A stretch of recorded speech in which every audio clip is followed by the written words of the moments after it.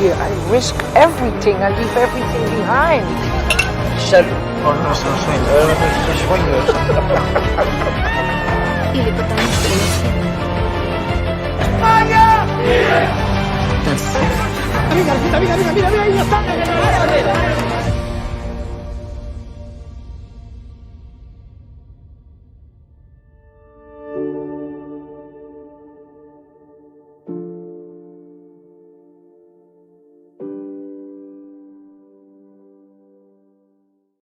One, two, three, four.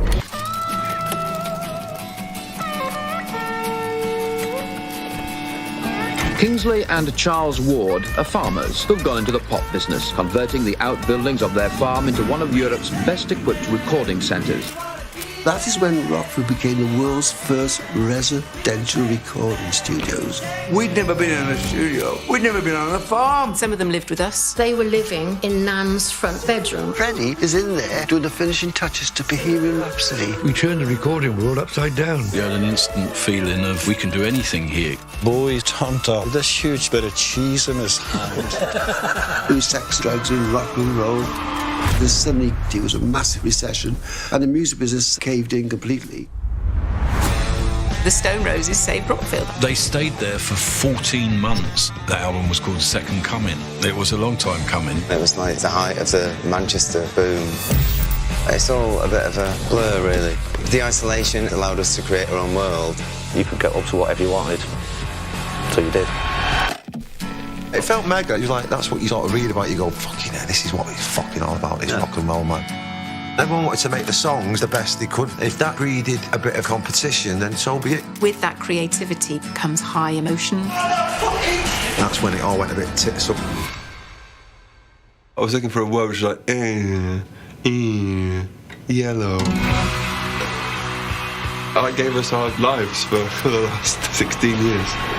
It's about being a part of something way bigger than you. You're a part of something else rather than just it. Very important for rock stars. Oh, fuck off. When you go to start with your life, never give in, keep going. The best is yet to come. Rock and roll, man.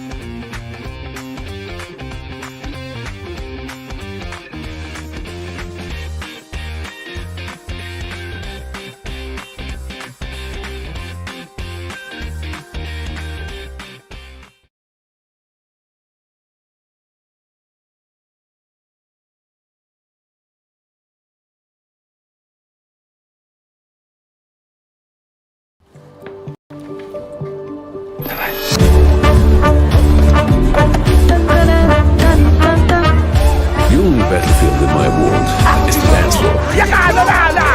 Prepare for madness.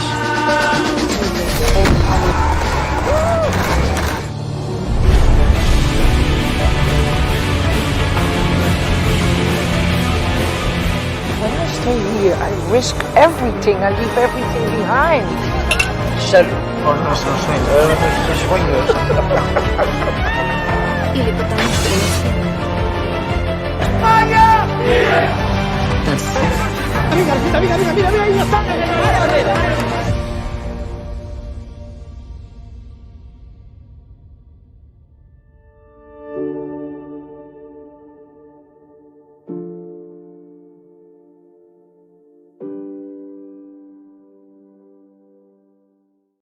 One, two, three, four.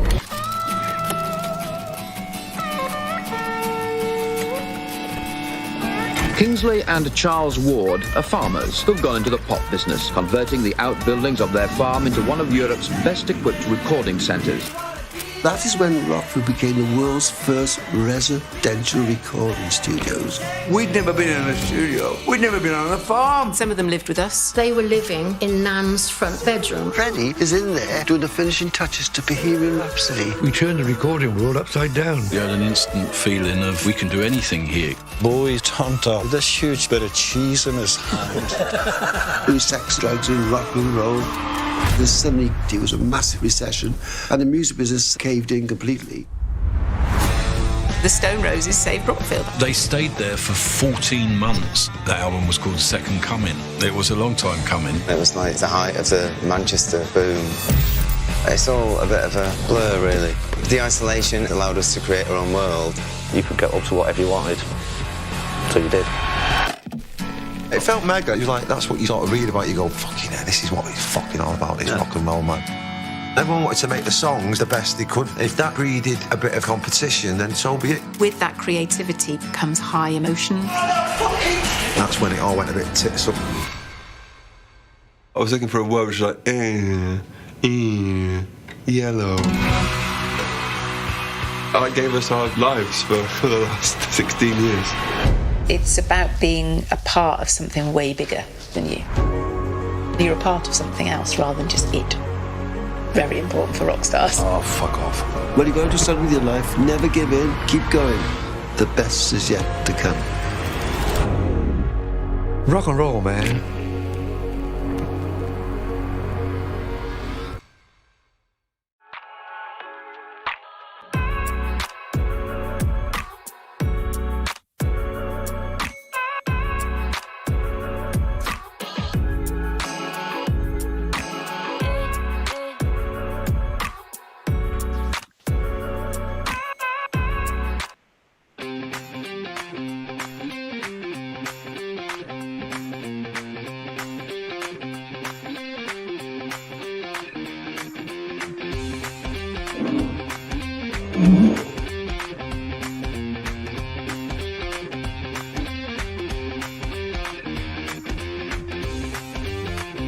Hello.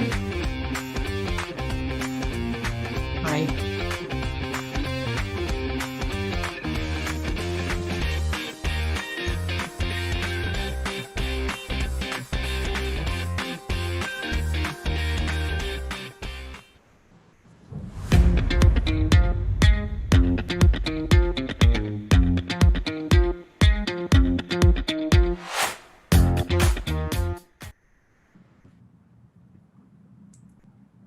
Hi.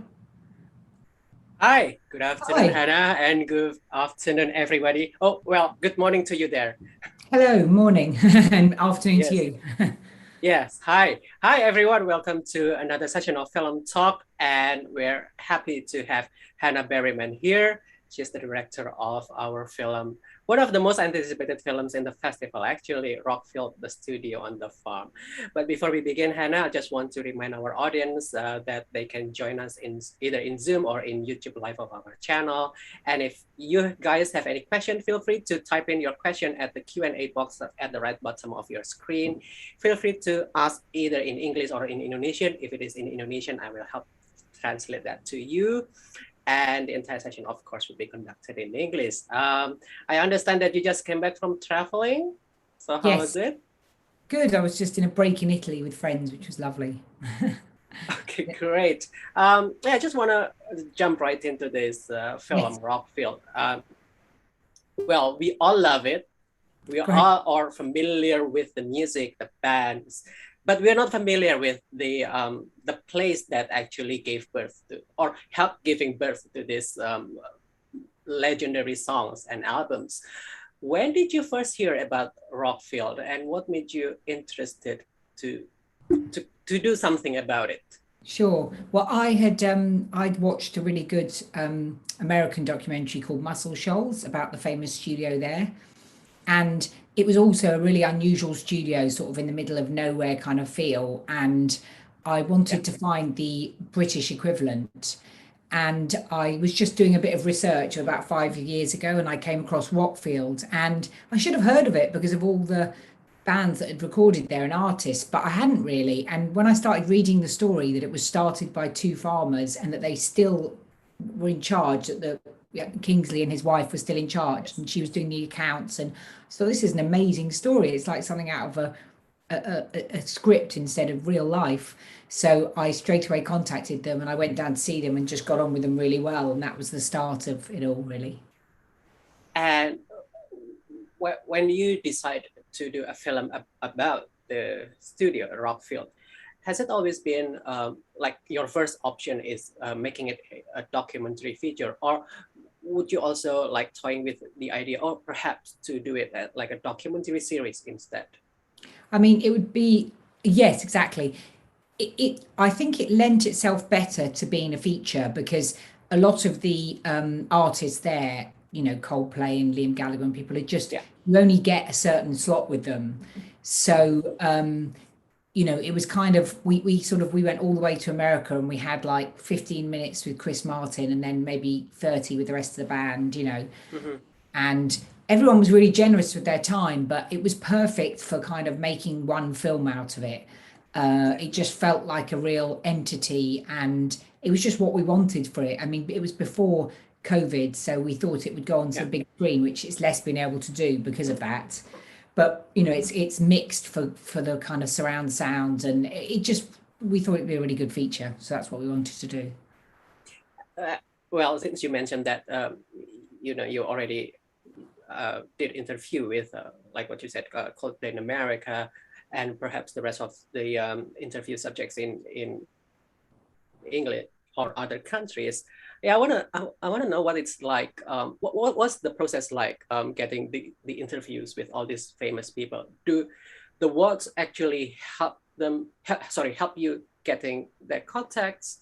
Yeah, that's a good question. Well, after I'd started it, I had some initial, a little bit of development from Storyville at the BBC, and I just shot a little taster on my phone.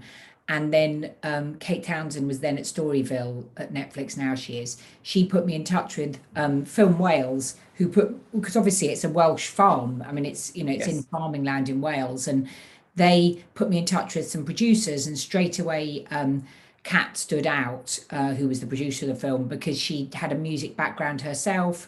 Her partner had even recorded there because he's from Super Furry Animals, and she'd been there when he was there. So it was a really good match, and she had really good contacts in the music business. So she did most of the liaising with Ozzy's people, with Liam's people, with Coldplay. She did all of those.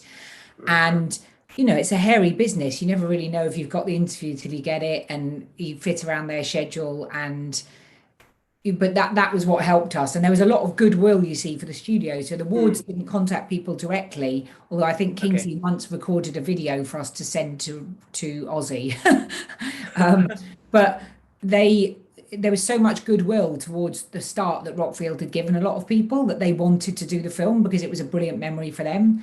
And I think that's what you see in the film. So I think it'd be hard to make it with that cast of characters as like a small team that we were, with not so much resources.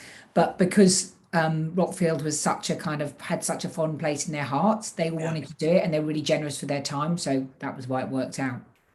And it shows in the film, like everybody always has good things to say about Rockfield. But, well, of course, there is one omission that we cannot help but notice in the film, the Stone Roses. What made them decide not to appear, despite them being like the savior of Rockfield? Yeah. I mean, we had lots of conversations with management, and they were really helpful to us. The manager was great, and in the end, obviously, we cleared those tracks and we used bits and bobs of footage of them. But in the end, I think it was like one or two were umming and ahhing. There was a back and forward. One was going to do it, and then he wasn't. And in a way, it could be seen that it's disappointing. But weirdly, I didn't mind, because I kind of felt like it fitted with their story of never turning up for anything on time. And so it kind of, I don't know, like documentaries are funny like that. I always feel like they have their own logic. And you don't have to get everybody, as long as you're kind of open about that.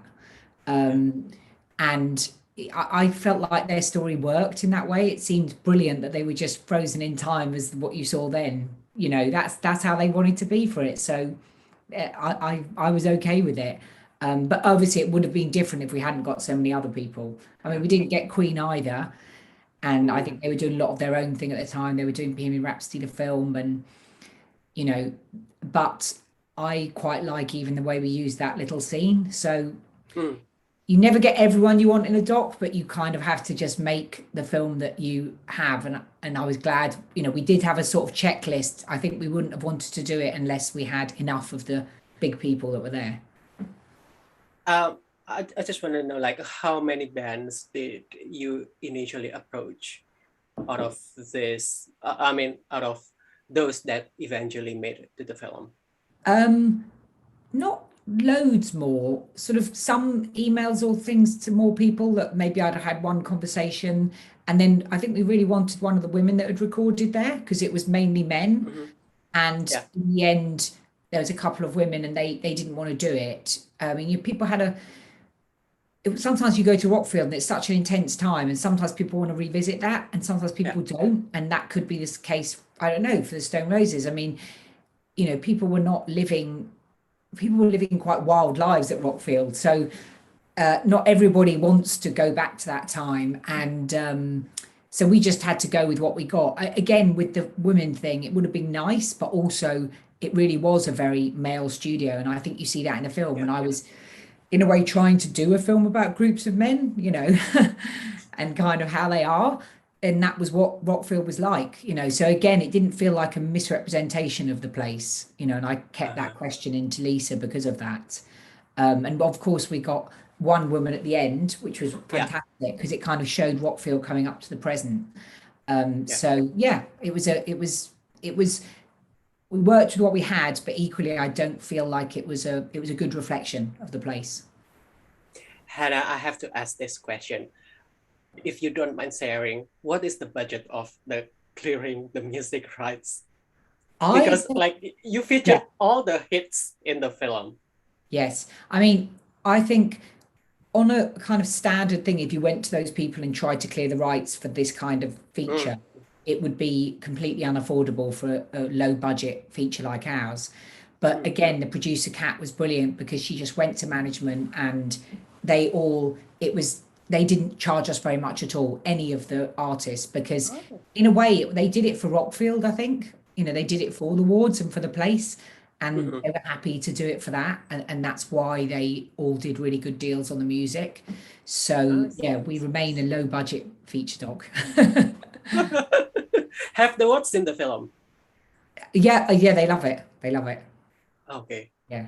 Okay, they really great. love it. I mean, they're a great family, so it's good that they liked it too, you know, but they left us to it. They didn't have any control over the final result and they were fine with that. And I think you need that because, you know, sometimes you make documentaries and you approach places and they say, well, we'll do this and we want it like this, and you're kind of like, well, you're either doing a promo film or you're putting your trust in documentary makers and getting what you get there. And that's definitely what they did. And basically they gave you like the entire access to the studio and the ranch. Yeah, absolutely. Yeah, no, we were just going everywhere around there and doing everything, and yeah, completely. They're very, very. How long did you spend in the farm? Not that long for each filming trip. We'd only go and do a couple of days, and then maybe 3 days. I went when I was in the edit as well to pick up shots. But we kind of were going back and forwards quite a lot because we went there to film Robert Plant, and we went there at the beginning. And we went and did a bit more filming with the family, and then we went back again and again. So it was just a few different visits spread over the years that we were gathering the money for the film, because it didn't come in one chunk. We had chunks of development and we did different people each time and added to it. When did you start filming this documentary the first time? 2016. Okay, and then you completed in 2019? In 2019, yeah, that's right. So that's 3 years, including, you know, interviewing all these stars. Yeah, and 4 years if you include from the start of the inception of the idea and getting the development, so quite a long time. But we weren't doing that all the time. I was doing other projects, Kat was doing other projects. Okay. But then we had to, at a certain point, when we got the BBC Wales funding and the Arte funding and the Film Wales, we had to decide, right, have we got enough to make a film? And we sort of had a checklist and we thought that we had enough of the big players and the knowledge that we might get them to do it. And so we sort of said, yes, right, we're completing it. Okay. I want to talk about some of the animated sequences in the film. What was your reason to insert these animated sequences? Well, there wasn't actually very much footage of Rockfields at all. If you remember from the film, there's not very much being shot there. And so we needed to do something. And the editor, Rupert, was, when I went in to start with him, I said, you know, we could do some recon or we could do the animation. He'd looked at some other stuff I'd done. He said, 100% we do the animation. And because, of course, the animation just had that bit of humor to it. It's easier to make a feel with animation, and especially when you're on a low budget. And we didn't really want everybody to take every single scene too seriously. We just wanted to give people a feel of maybe the vibe of Rockfield. And we felt like those kind of naive drawings and animation could maybe do that. Yeah. So it just seemed a better fit with the film. I see. Hannah, we will be going back and forth between our questions and the audience questions. So let's jump to the audience question first. This one is from Oka Ray Palmer. Hi, I'm a British music fan, and I'm happy that the festival includes Rockfield as one of the festival lineup. Thank you, Oka. Okay, I have two questions for Hannah. First, who are your favorite artists to interview and why? And second, do you feel that remote rural Rockfield studio on the farm expressed the youth culture dream of getting back to nature supported by the music industry? My favorite to interview, I mean, I did really like interviewing them all, so it's really hard to choose a favorite. Maybe I'd say Liam and Boneheads in the end, just because they just really got into it, and they were just back in the time, and remembering things, and the banter between them I liked, so that was really good to do. I think they're my favorite to interview. And then in terms of getting back to nature, I mean, absolutely. Chris Martin said, you know, they'd been in the studio in London. They'd just been signed. They weren't producing anything good. And they changed them up and said, right, here you go to Rockfield, as he says in the film, make or break.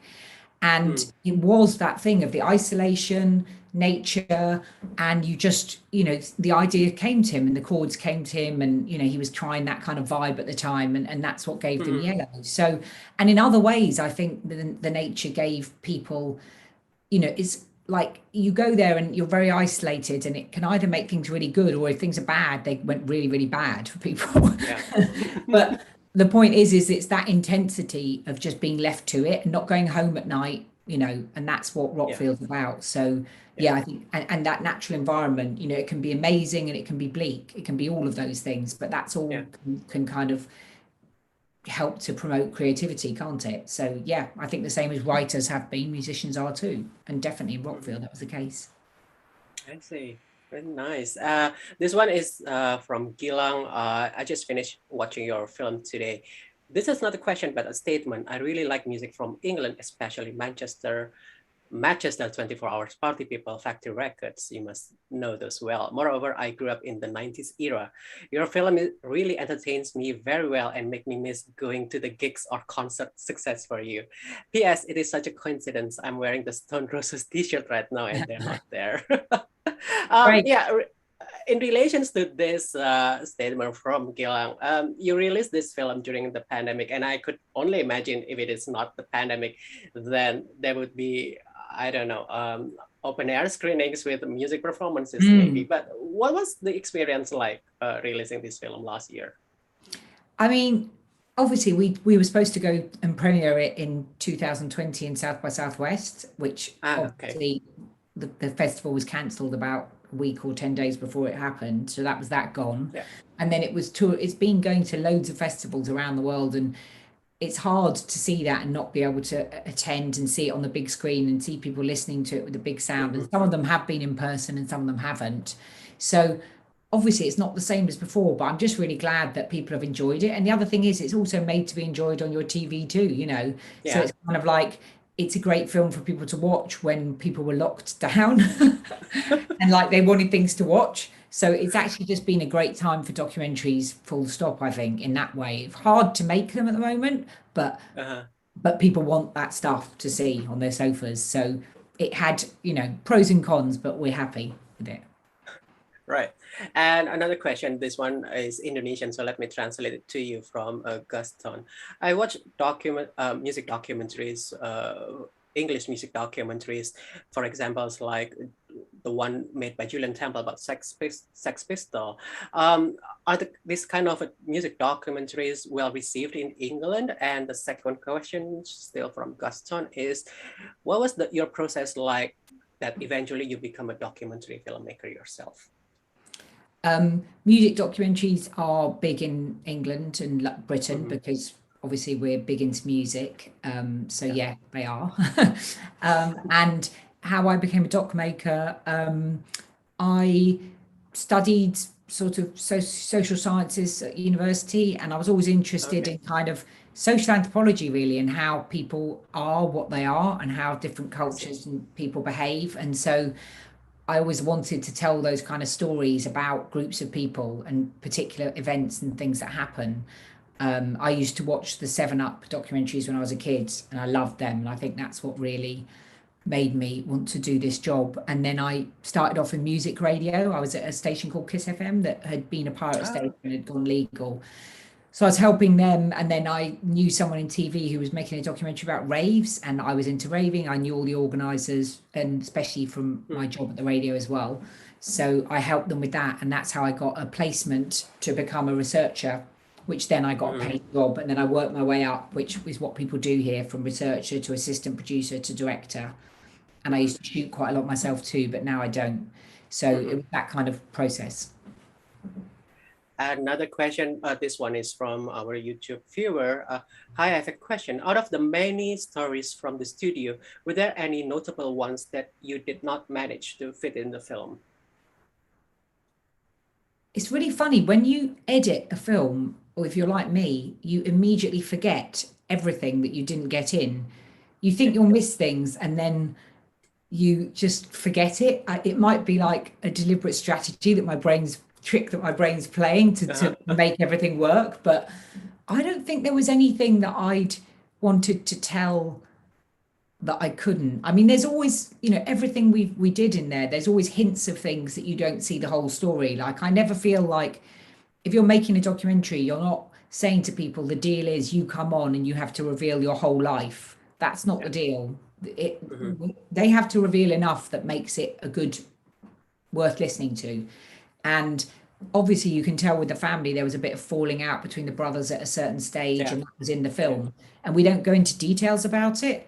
And actually, I don't think you need to. And it's sort of, so I wouldn't have even wanted to tell that story. And I don't even know if you could. I'm not even sure. People never know why people get on or don't. It'd be quite hard to tell. But at that point, we just wanted to give a sense that things had been rocky, for the studio at that point. So I definitely wouldn't have wanted to make a sort of film that kind of washed over all the details that were difficult. And I think the family understood that too. And the bands and the artists understood that, like particularly, say, for the Boo Radleys, they had quite a tricky time there as well. And so we wanted all that kind of stuff in the film. Yeah. Sorry. But just to the extent that people were happy to share it, it's a two-way thing. Yeah. And I love that you put sort of like a pondering into the future when someone said that these days music can be made from the computer, and they start questioning the future of Rockfield. Do you think Rockfield will survive? I mean, I don't think it would survive in the form that it was in the years that we were covering, because the era of record companies giving new bands a lot of money to go away and just try things out and record in residential studios, which are expensive places, I think is over. You can record in a bedroom now, and technology has meant that's not feasible, and it's not the way the industry works anymore. And that was partly why I wanted to do the film, because it's like capturing in a time capsule an era that might not be repeated. So I think that won't, but people still do record like that, and people, if they can afford to. So Rockfield still has a good business in people coming, big stars to record, who want to experience that vibe. Each generation that we filmed there was going because someone they'd admired had gone there before, a generation before. So, and then they've diversified, which I thought was quite fun. So obviously they're doing all the the music classes and the master classes, but also with the bed and breakfast. So you can imagine Kingsley enjoys telling all those stories to people who come and want to see the places where these amazing bands have recorded. So you can stay there, which is kind of a cool thing, I think. So I guess it's just moved with the times, like all the places do. But I don't think it would ever be the same as it was in the past and just solely a recording studio. I think maybe that's an era that's gone. We have another question from audience. This one is from Sekar Wiladatika. Hi Hannah, such a wonderful documentary you made. Among other iconic recording studio in the UK, why you choose Rockfield? And the second question, we touched a little bit this in the beginning. Also, how do you manage to gather a pointed schedule with all the documentary subjects? Thank you. So I think how we chose it was probably the answer I gave you before, that I'd wanted this unusual studio. I didn't want one of the smart studios. I wanted a sort of quirky story. I mean, often the docs I make are quite quirky, the stories, and there's a lot of humor in them. And I just thought Rockfield had all of that. What was the second one? Oh, the schedule. That was absolutely impossible. Like we were, when we filmed with Coldplay, we literally were waiting, hoping we could do it. And then finally we got a date, which was this day in Chicago, and that's where we went. And then with Ozzy, we did the same. We went back to America, to LA, and here, we did the other interviews. And yeah, you couldn't have put it into sort of some standard kind of schedule. We just had to get them when we could. And that's the way we worked on it. But that is kind of the way that you have to do things a bit, I think, with that kind of feature doc, with that big talent. You have to work around them. Yeah. And sorry, another one here. We have questions from Ikra and Mesta. With the development of today's music that is more instant, do you think Rockfield symbolizes a particular status in the music industry? What message is your doc trying to convey to the newer generation? Yeah, I mean, I think I sort of said what I felt about residential recording, that era is probably over. And that is one of the reasons I wanted to make the doc, because in a way, I do kind of contemporary history. And it's something that's happened in our lifetimes, but has changed. And so I wanted to capture that, with people like John Leckie telling that brilliant stuff about how he recorded the Stone Roses there. And he can't imagine he'd have got that feel if they hadn't been there recording it live in that way. But that doesn't mean to say that I think that that's the way everything should be done. Of course not. I mean, that was mainly guitar music there. And obviously you can it's never been a more creative time for music as well. So that was just an era. I'm excited to see what the other eras are. There was no message to any future generation. That was just time captured. Things move on. That's fine. It was just I guess it was a flavor of something of maybe how making music isn't a straightforward linear thing, and that the kind of struggles people have is what you hear when you hear that brilliant music. Perhaps I missed this information out, because you listed actually the bands or the groups that recorded their albums and songs in Rockfield. But were there any musicians outside the UK that ever made to Rockfield? Yeah, there particularly were. In the 90s to 2000s. Yeah, there were lots of musicians from Europe, certainly, and loads from the States. I mean, a lot of musicians came over from the States. So I did make an approach actually to, I think, the drummer of Rush before he died. But so there were lots of people that came from all over, and that was why obviously we went back for Ozzy. But the thing is, if we'd have kind of tried to include everybody, you couldn't have really got to know people in the doc. And I wanted people to get to know those people on screen in a way that maybe you hadn't seen them before, some of those big stars. And so it meant we needed to give them more screen time. And that's what we did. Okay, this one is a question again from Gilang. If you have to choose Liam or Noel, why? I like Liam. Because he is the kind of, he just says what he thinks of the moment. But if you're a documentary maker, that's good, because you're getting a person quite unfiltered. And I don't know Noel, so all I know is my interview with Liam, and I think he's got a lot of charm, and that's why people like him. So Noel's obviously an incredible musician, and it would be great to have them both. But equally, yeah, I mean, Liam was a great interviewee for their time in Rockfield. Oh, definitely. His interview bits are like among the highlights of the film. Oh, great. Well, thank you, Hannah, for your time. That's about all the time we have for this Q&A. I wonder, are you working in any projects at the moment? Yeah, I'm doing a British documentary, which is a person who is like a culture figure that you probably wouldn't have heard of, but I'm doing a two-part BBC, and then I've got another music documentary as well that that we're planning, which I can't say anything about, but that's with the same producer again. So fingers crossed we can get that one off the ground. Yeah, looking forward to about that in a few couple of years. Yeah. Yeah, and I hope we get to see it on big screen. Yeah, absolutely. Well, it's great that you had it in the festival. Thanks for making us part of it. Well, thanks for making the film.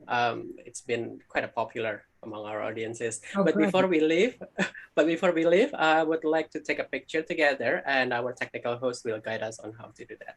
Panji. Hello, I'm the host for today. I will count to 3, then I'll take a photo. So, okay, 1, 2, 3. One more time, 1, 2, 3. Thank you very much. Thank you. Thanks for having me. Nice to meet you. Thank you, Hannah. Okay, nice to meet you too. Bye. Yeah. Bye. So that was Hannah Berryman. Very exciting and very fun interview for Rockfield, the studio on the farm that you can still watch in Festival Scope today. I would like to give a shout out to our British Council colleagues. I believe that they also joined our film talk this afternoon. And I have to pick one audience who will get the merchandise. Saya harus pilih satu. Oke, Okareipama nanti akan dihubungi oleh tim Europe on screen. Well, thanks everybody. You can still watch Rockfield if the tickets are still available, and we will meet again in 2 hours for the next film talk with Oliver Rees, director of Caged Birds from Switzerland. I'm Noval, signing off. Goodbye.